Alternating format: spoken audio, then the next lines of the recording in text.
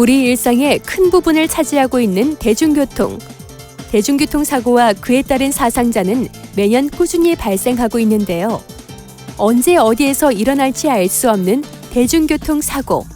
대처 요령과 구조법을 알고 있어야 침착하게 행동할 수 있습니다. 대중교통 사고가 발생하면 어떻게 해야 할까요? 회사 출근을 위해 매일 통근버스를 이용하는 주인공. 버스 안 TV에서 소화기와 비상출구 등 안전에 대한 영상이 나오지만 전혀 관심이 없어 보이는데요. 부지런히 도로를 달리는 통근버스. 그런데 문제가 생긴 것 같습니다.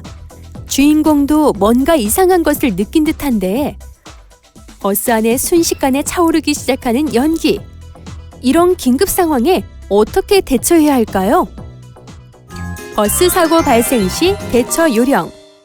버스에 화재가 발생하면 큰 소리로 외치거나 벨을 눌러 화재 발생 사실을 알리고 대피하세요.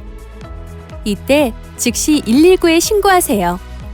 화재 규모가 작을 경우 운전석 뒷자리에 설치된 소화기를 이용해 불을 끄세요. 문이 열리지 않을 경우 출입문 주변에 비상 스위치를 수동으로 돌려서 탈출하세요.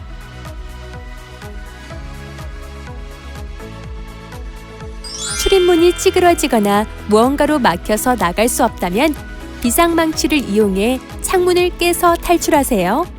지하철 사고 발생 시 대처 요령. 노약자 장애인석 측면에 있는 비상전화기로 승무원에게 사고 사실을 알리세요. 화재 발생 시 비상전화기 아래에 비치된 소화기로 불을 끄세요. 비상용 망치를 이용해 창문을 깨고 망치가 없을 경우 소화기로 창문을 깨세요. 신형 전동차의 경우 출입문 옆 커버를 열고 비상 핸들을 화살표 방향으로 돌려 문을 열고 탈출하세요. 구형 전동차는 의자 및 비상 코크 커버를 열어서 밸브를 몸쪽으로 당긴 뒤 문을 열고 탈출하세요. 전동차가 올바르게 정지할 경우 스크린 도어를 양옆으로 열고 탈출하세요. 전동차가 어긋나게 정지할 경우 스크린 도어 안전바를 누른 채 앞으로 밀어서 열고 탈출하세요. 화재 발생 장소의 반대 방향으로 대피하고 통로에 연기가 많을 경우 선로로 대피하세요. 구호용품 보관함 하단에 위치한 화재 대피용 마스크를 사용하고 마스크를 찾기 어려울 때는 젖은 손수건과 옷으로 호흡기를 가리고 몸을 낮춰서 이동하세요. 정전 시에는 유도등을 따라 출구로 대피하세요.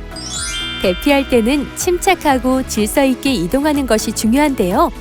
모든 대피 상황에서는 안내 방송을 따라 행동하는 것이 가장 안전하다는 사실 기억하세요. 대중교통 사고 발생 시 구조 방법. 부상이 경미한 환자는 안전한 장소로 이동시키고 부상이 심한 환자는 무리하게 옮기지 말고 구조대가 올 때까지 기다리세요. 부상자가 의식이 있을 경우 미리 신원을 파악해두세요. 의식이 없는 부상자는 머리를 옆으로 향하게 하여 이물질을 제거한 후 턱을 위로 올려 기도를 확보하세요. 기도 확보 후에는 호흡을 하지 않으면 심폐소생술을 하세요. 호흡에 압박을 주지 않도록 부상자의 옷을 헐렁하게 하세요. 출혈이 있는 부상자는 거즈나 깨끗한 손수건으로 상처를 꽉 누르거나 묶어서 압박하세요. 다친 부위를 심장보다 높게 향하도록 하세요. 골절 부상자는 골절 부위를 원상태로 돌려놓으려고 무리한 시도를 하지 말고 구급차가 올 때까지 움직이지 않도록 하세요. 구급차가 올 수 없을 때는 나무 판자, 종이 상자 등의 부목을 이용하여 골절 부위를 고정하세요.